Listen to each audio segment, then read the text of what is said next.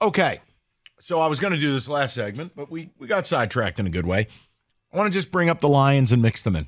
I don't feel appropriate on a Monday after they win not bringing them up. We'll get back to Michigan stuff later. Look, the headline is you won, and for the first time since 1962, you're 9-3. Now, no one, let me do the PSA. No one is saying they're not a good football team. It's not what it's about. But as Rico and I talked about, you're either taking a glass half full approach or a glass half empty.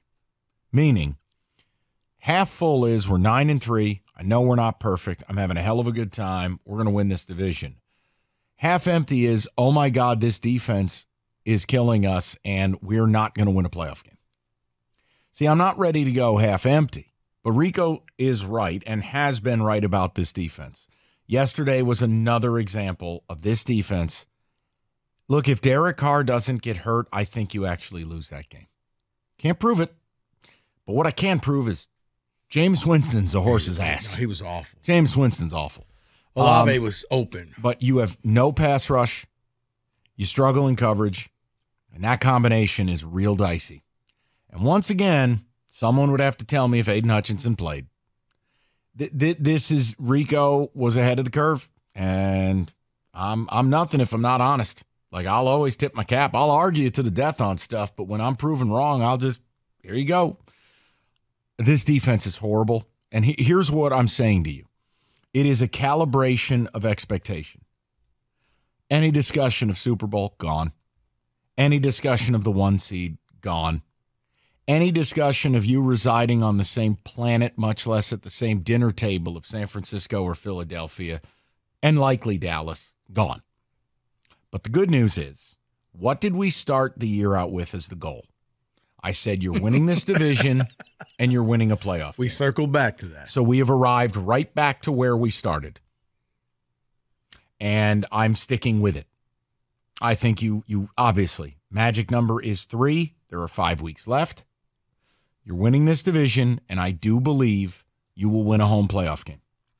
But Ben Johnson in the red zone, it's becoming a thing. It's a problem. Not just because they ran it 3 times, including on 3rd and 7 in the red zone. No, I'm saying overall in the red zone, not good enough. Defensively, what? There's no pass rush. Win rate.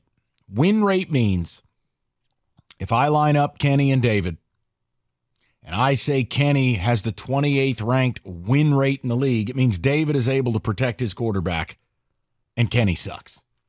Your defensive line has the 28th ranked win rate in football. It's awful. I begged you to make a deal. I know. Here you go. But that is what is going to end your season. In today's NFL, if you can't get to the quarterback, you can't win. You can't win things of substance because you're not going to stop people. Sacks are stops. Sacks are punts. And I guys, here's the one thing. No one is saying I'm not happy to have Aiden here. Of course I am. Hard worker, high motor, by all accounts, great kid. You're going to hit me with PFF stats, and I'm going to tell you you can clean your booty with him. Because you watch the games, you don't know if he's there.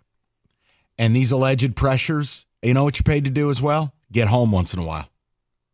5 sacks with 5 games to go. Guys, I draft you number 2 overall. I need you to be Myles Garrett. I need you to be Watt. I need you to be Josh Allen. Right. I need you to be Nick Bosa. Either that or you need Houston to get back and help him out. And again, I know the reality is we're not getting him till Christmas at best. So I just want to know, are you glass half full or glass half empty? I think if you went into the game like you, Rico, worried, I don't think you come out not worried. Right. You have to accept. This was the game that I thought, okay, you're going to beat the Saints. I didn't think that was ever in doubt until all of a sudden it was in doubt yesterday. But I thought this was your free square. It was the 5 remaining games going up against 5 mobile QBs. Yeah. Which is your bugaboo. And yeah, starting off with Justin Fields. And then you get Russell Wilson, who, despite losing, looks like he's tapped into, Russell from a few years ago. Then you got to go and you play the Vikings twice. You got Dak in Dallas. It's like not a great combination for a defense that is struggling, because if it's when the play breaks down and the quarterback extends it. That's what worries me. Come on. Well, no, here's the thing. They should. If I was a betting man, I would put the money on them. Okay, so a tepid yes for you. But Green Bay, I thought Green Bay's schedule is Big Ten West. I know, but they got 6 losses.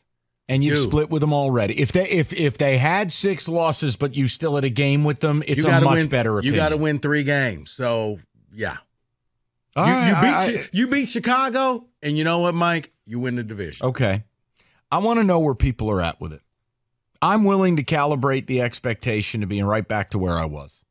And if you want to tell me that this team deserves, a 10-year prison sentence because they're not San Francisco, well, then throw the whole league in jail. No one is.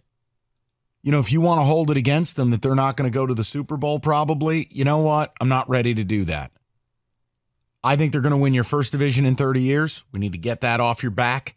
And they're going to win a playoff game for the second time since 1957. I do believe that in my heart. That's good enough for me. They don't have the pass rush.